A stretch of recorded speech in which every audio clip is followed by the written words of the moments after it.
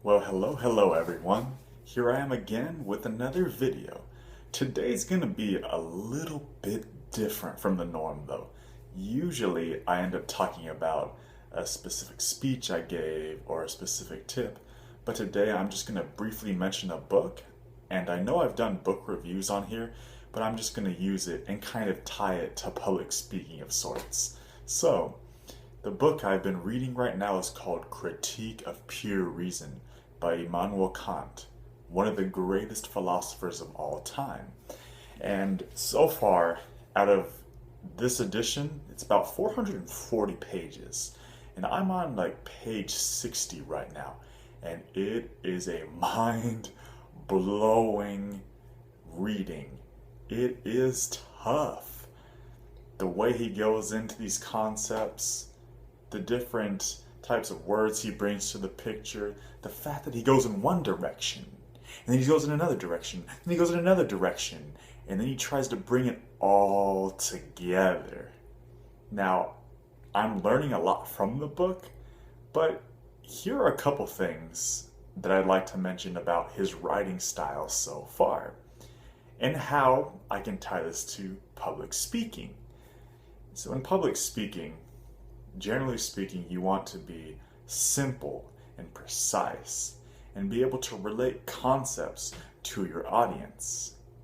Now, Kant, I haven't looked into what audience exactly he was writing for. In fact, a lot of it might have been just for himself, but he goes in one direction and he doesn't follow a clear, concise path.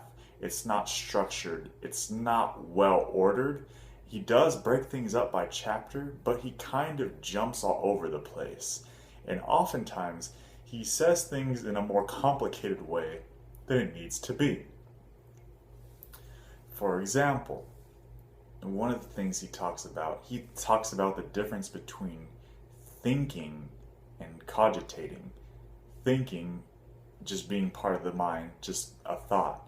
Cogitation being the concept that comes in your mind, and in his words, the intuition or the sense data that comes from it. So, in other words, cogitation compared to thinking is more active. Now, what could he have said instead of that? So far, he could have just said, thinking is more like having a thought.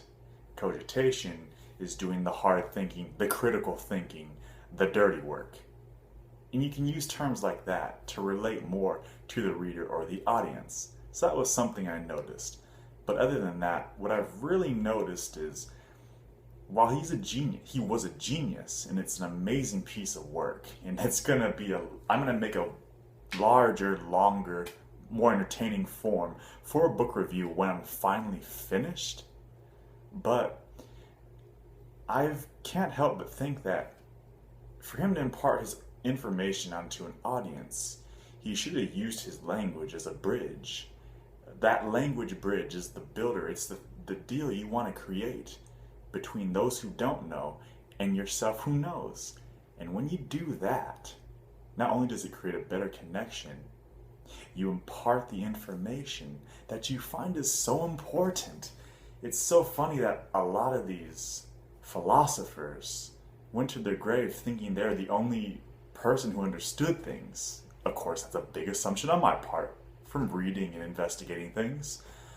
But wouldn't it have been interesting if they could have spoken or written in a language to help draw more and more people to their work? Now, of course, there are people like me who are interested in philosophy, and we're a very niche group. But imagine if you could get the common everyday man to read a book like that and investigate it.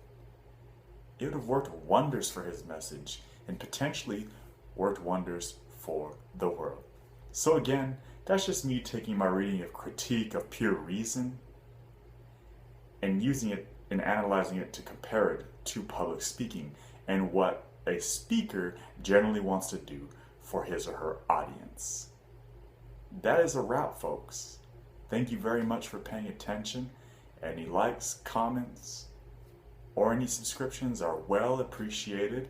In fact, if you have negative advice, I'd like to see it, just to see what I can improve upon.